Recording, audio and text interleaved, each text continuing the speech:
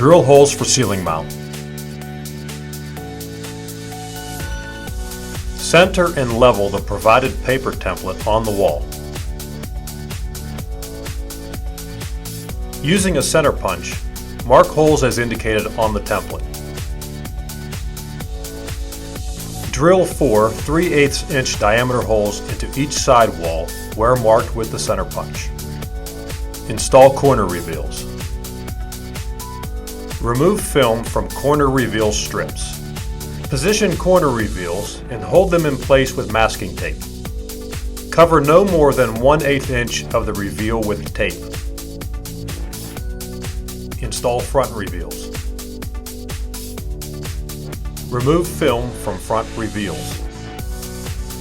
Position front reveals and attach to the wall using factory installed VHB tape. Install base cleats. Using the provided 3.5 inch spacers for height, position the base cleat on the center of the rear wall. Ensure the base cleat is level before proceeding. For bowed or uneven cab shells, you can add shims behind the base cleat at this step. Secure the base cleat with the provided self-drilling screws. Repeat these steps for the two side walls.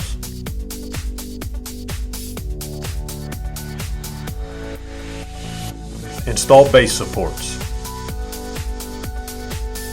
First, determine the location of the left and rightmost base supports. This measurement will assist in centering the base facing later in the installation. Start at the center point of the cab wall, measure half the length of the base facing in each direction, and mark the endpoints.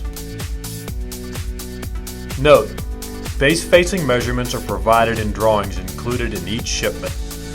Install the left and rightmost base supports approximately 1/4 inch from your markings and every 18 to 24 inches in between. Use the provided 1/2 inch spacer as a guide. Base support should be flush with the bottom of the base cleat. Repeat steps for the remaining walls.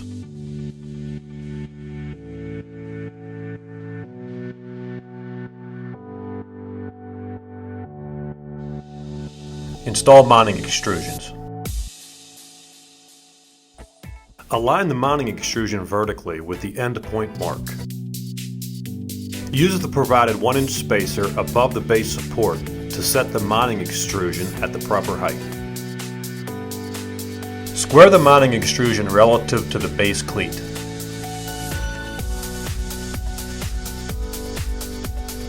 Install the first panel.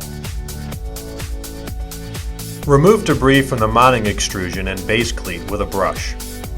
Don't skip this step. The LEVELe system is designed to have precise engagement between panels and extrusions.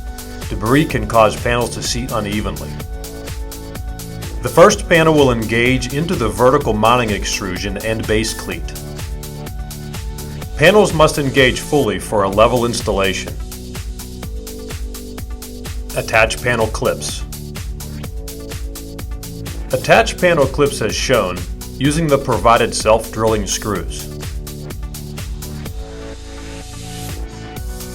One panel clip should be installed every 18 inches to 24 inches for proper alignment.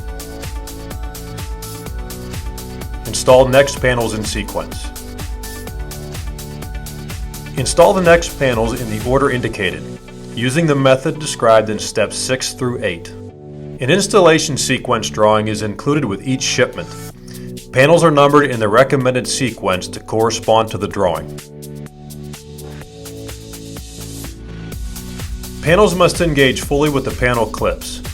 Debris in the mounting extrusion or panel clips will prevent the panel from engaging fully.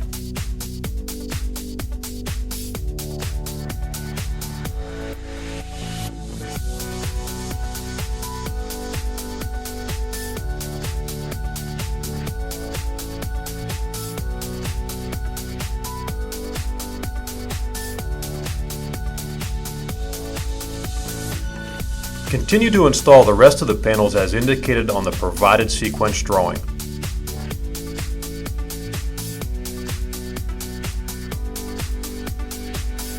After installing all of the panels on the wall, position the mounting extrusion vertically along the edge of the last row of panels. For a secure installation, the mounting extrusion should be fully engaged with the panels. Install the next wall in sequence.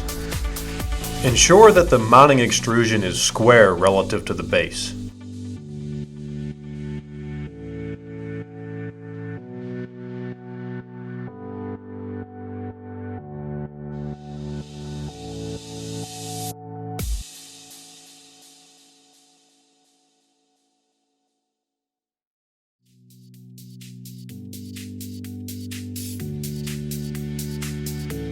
When possible, install panel clips where two panels meet to ensure ideal panel alignment.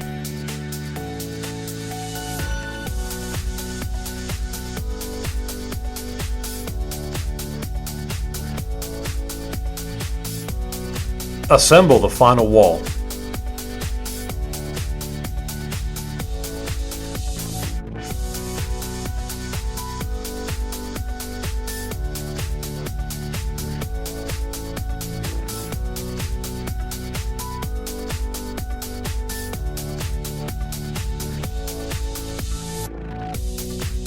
Install cover extrusions. Complete the installation by placing the cover extrusion over each mounting extrusion. The cover extrusion is backed with factory-supplied foam tape. Install the sealing. Insert 4 U-bolts into the holes drilled in step 1. The retainer clip, locking disc, 2 flange nuts, and 2 washers should be on each U-bolt when it is installed.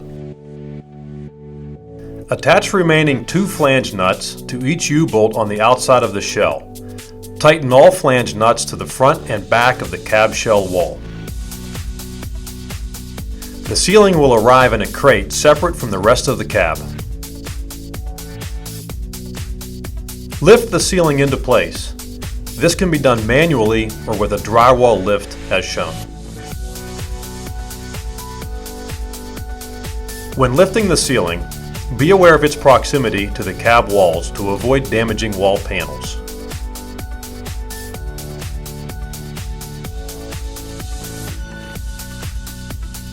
Engage the sealing hanging clips on the U-bolts. Adjust the sealing to desired position. Slide the retainer clip and locking disc against the sealing bracket on each of the 4 U-bolts. Tighten the set screw in the locking disc with the provided Allen key to secure the sealing in place. Connect the sealing to power. Remove the cover from the power box. Insert the local power supply conduit into the power box opening.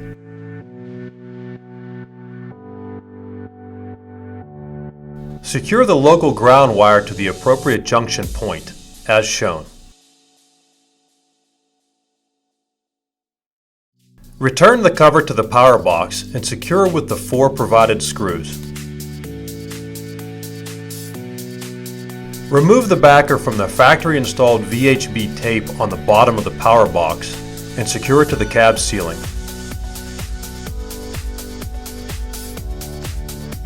Install the handrail. If your handrail spans multiple panels, your panels will arrive with shoulder bolts mounted at the appropriate locations. If your elevator has a dedicated handrail panel, the handrail will arrive pre-mounted, and this panel will be installed in sequence with the other panels. Align the handrail standoffs with the shoulder bolts. Slide the handrail onto the shoulder bolts so that the standoffs are flush with the wall panels.